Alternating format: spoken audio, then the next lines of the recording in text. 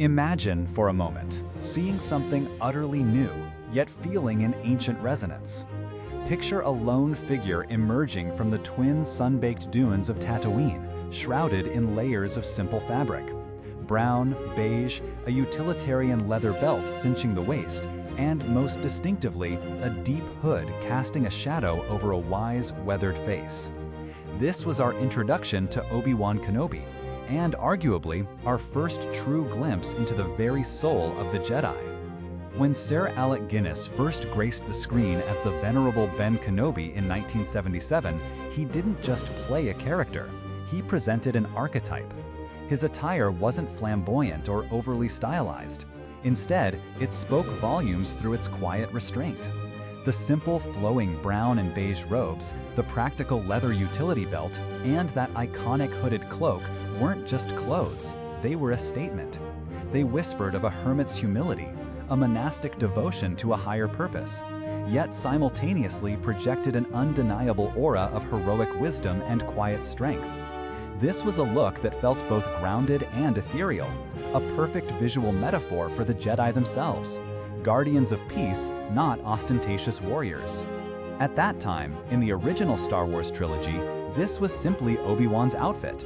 We didn't explicitly understand it as the Jedi uniform because he was, to our knowledge, the last of his kind. It was his personal aesthetic, born perhaps from necessity in a desert environment, but imbued with a timeless quality that transcended its practical origins. It resonated with audiences, becoming etched into our collective consciousness as the very image of a noble warrior monk. It was understated, powerful, and deeply memorable. Then came the prequel trilogy, decades later, and with it, a fascinating evolution in visual storytelling. As we journeyed back to the golden age of the Jedi Order, a decision was made that would forever solidify the visual identity of these peacekeepers. George Lucas and his team took Obi-Wan Kenobi's original iconic desert attire and elevated it. It wasn't just Kenobi's style anymore. It became the de facto uniform for the entire Jedi Order. Suddenly, rows of Jedi Knights and Masters, from Qui-Gon Jinn to Mace Windu, were seen in variations of those familiar brown and beige tunics, often layered with darker robes and cinched with a leather belt. The hooded cloak became less about desert survival and more about a universal symbol of the Order's solemnity and commitment.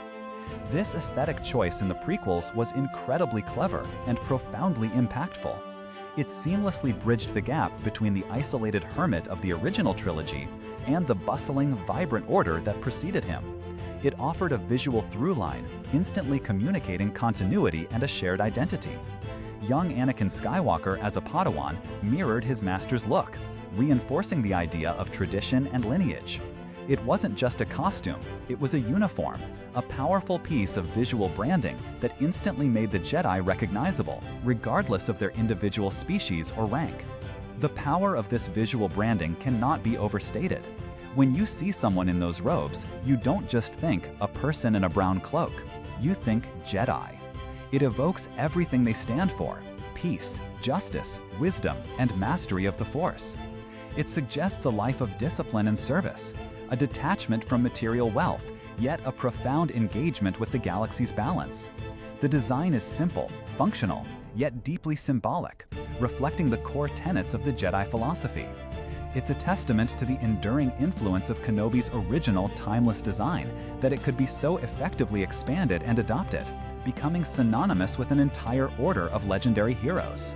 So the next time you see a Jedi, whether in film, animation, or even a fan convention, take a moment to appreciate the humble origins of their iconic look. It started with one man, an old hermit on a desert world, whose unassuming attire spoke volumes about who he was.